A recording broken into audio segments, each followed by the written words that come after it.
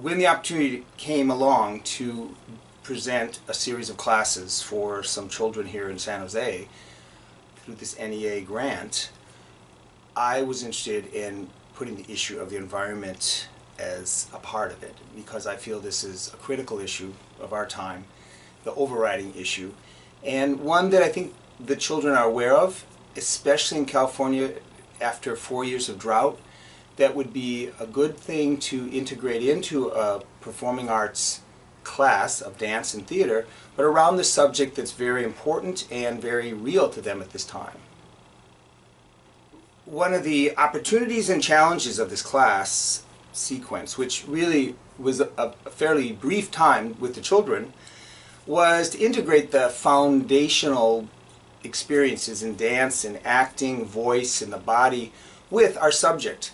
And I think we did a pretty good job of it first time out. One example, we spent a day where part of the day the kids went outside of the multi-use room where we worked to look at some forms and shapes and textures. They looked at some of the trees nearby. They felt the bark. They looked at plants, whether they were grasses or leaves or some of these little thistle-like balls that were seed pods.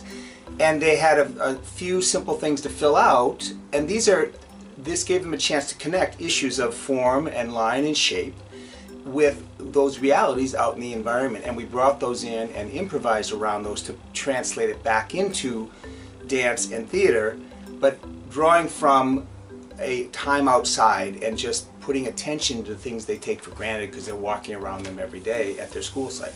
We decided to explore it in a way where we asked ourselves a simple question, which was, how does your environment affect the way you act and what you do? If it's raining, you have to seek shelter. If it's a drought, you have to find water. And so we tried to translate this idea of what the environment means to us and how it affects our daily lives and how it affects what we do. And so we translated that, or explored that, and moved that into the realm of both drama and movement. We were fortunate to have Regan Baumgarten, who is a professional artist who works in costuming and fabrics and sculpture, to come and work with us for 2 days. And she brought materials for the students to make some masks and some simple kind of poncho-like costumes as a way to bring in many natural artifacts that she found. The base of the mask were these palm fronds that served as a hard surface, which they glued moss and grasses and leaves and stones and twigs, and came up with the most wonderfully inventive creations that we let them just go with their impulses instead of saying you have to make a face or you have to make this. And many did make a face, but some did not. And it was wonderful to see them engaged with that and with the materials. This let them access their imagination, which is at the heart of the performing arts or any art form. And from those creations, then we built the latter half of the class in terms of going back to what Jeff said, thinking about their creatures as their imaginary creatures as living in an environment and some of the situations they would encounter in that environment. So it became a question of using your mask or using your costume, whatever it happened to be, and finding movement that would go with that, finding a voice that this creature would sound like. And then we talked a lot about, well, we put them into groups, and together we said, in a small group, we said, what kind of an environment could these creatures exist in together? Could they live in together?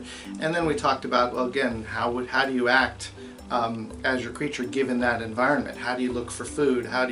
Where do you sleep? And how do you interact with each other? So it ended up becoming a very kind of creative exploration of them working together to find what they could do with these masks and these costumes. Each student found some vocal tones, some very muted, some very loud and boisterous, along with ways of moving that were benefited by their costume.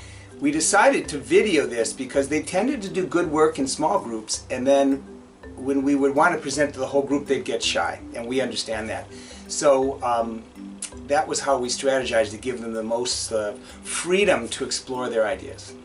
one of our students who tended to be, wanted to pull against the grain, and that's always an interesting challenge.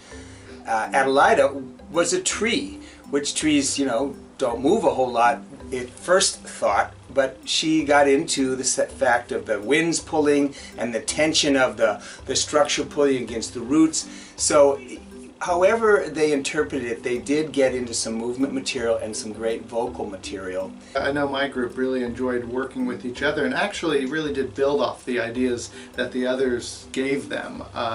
I had a couple of young guys who, I mean, they decided on they wanted to be in the forest, but they each wanted to have a little different piece of the forest. One of them wanted to be in a tree, one of them wanted to be in a cave, one of them wanted to be somewhere else. So they talked about that. They talked about what their kind of sub-environment within the larger environment of the forest would be like, but then they also wanted to come together and interact with each other after they came out of their little environment, and to get together. They wanted to go hunting together for food. And so I think the interaction with each other was fun for them, and I think it spurred each other on quite a bit. Sort of what was intention with this whole project, again, we had 8 sessions total. Reagan was with us for 2 days, and those were predominantly consumed with making the masks and costumes. So 6 sessions, I think we really created a foundation for them to think about dance and vocals and theater.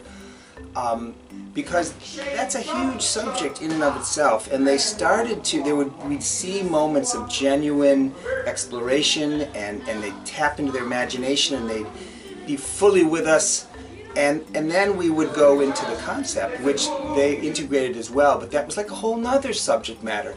So I think in the short time that we had to be with them, we really did provoke some experiences that were important and some real thinking about the environment, which is actually, you know, the ultimate goal for this project. The issue of environmental degradation always impacts the poor communities more directly, whether there's a polluting plant there, whether it's a refinery. They have to live in those places that are less desirable. That's not necessarily the case with this part of San Jose. But wastefulness is something, you know, we've had examples here in the Bay Area where various well-known affluent people are ignoring the water restrictions. They're going to water their acre of green lawn no matter what happens.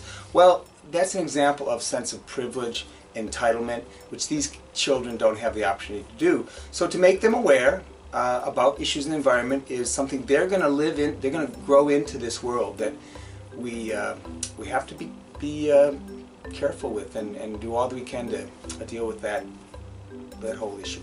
You see the joy. Again, you see the goofing around, you know, while you're trying to wrangle it in the class, it can be frustrating. But when I was making the video, I was cracking up at the things that your kids were doing. And just to have fun, just to enjoy the movement and be crazy and goof up and laugh at each other is really a joyous thing. Just accessing joy is something that there's not as much of that as we should, like in a way that's genuine and simple.